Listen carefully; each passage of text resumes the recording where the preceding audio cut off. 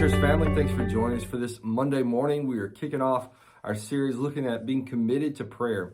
And we're going to be looking at Ephesians chapter 6. And while today some of the things we're going to be talking about are not necessarily prayer, they're absolutely affected by prayer in our life. And so what we're going to be looking at today is really talking about finding strength, and that strength is actually found in the Lord. So in Ephesians chapter 6, looking in verse 10, it says, "Finally, be strengthened by the Lord and by his vast strength."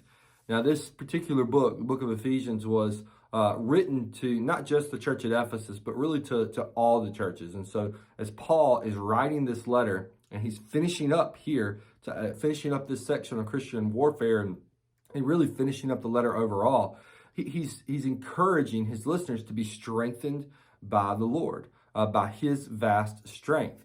And the reason why he's saying that is because he knows that to be a believer, he certainly has lived his life, at least the latter part of his life as a believer. He knows how difficult that can be. I think a lot of times, certainly his readers and for sure us, at times think that if we follow God, if we submit our life to Christ and trust in him for our salvation, that all of a sudden our life is going to be good and our life is going to be easy. That really couldn't be further from the truth. And Paul knew that. Paul knew that as you submit your life to Christ and you trust him for your salvation, that actually life is going to get a whole lot harder for the most part.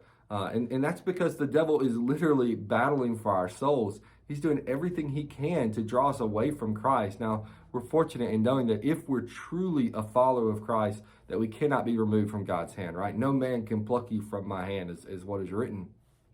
But he's still trying to draw us away. And as he draws us away, it can potentially draw others away.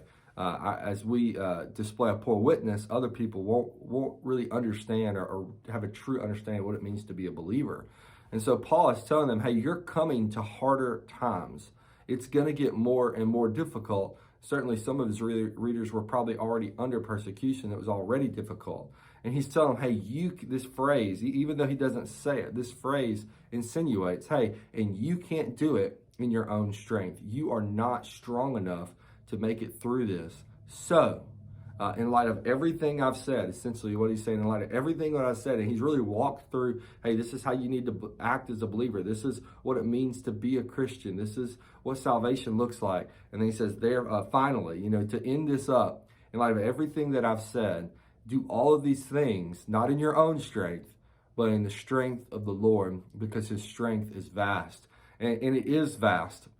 The reality is those things that make our life difficult, those things that we fear, sin, death, guess what? They've already been defeated. Christ has defeated those. So we don't have to rely on our own strength to fight against sin and death.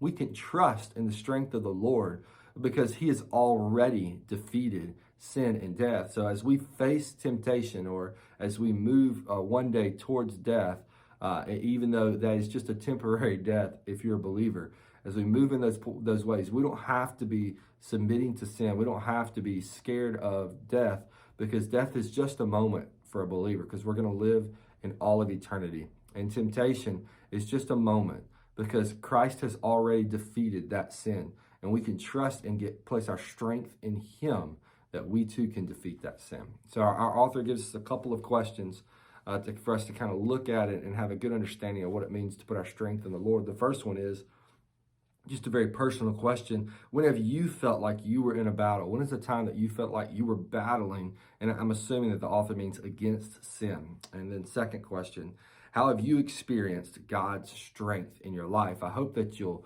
look back on that moment when you experienced God's strength in your life and truly be encouraged and find joy in that, knowing that your Creator, your Savior, your Redeemer, he has helped you before, and guess what? He'll never leave or forsake you, so he's going to help you again. Church family, I hope that you've enjoyed today's daily devotional. I hope that you will really look back and reminisce on those times when God has given you strength, and that you'll place your strength in him moving forward. And as you do that, we want you to know that we love you, and we're praying for you.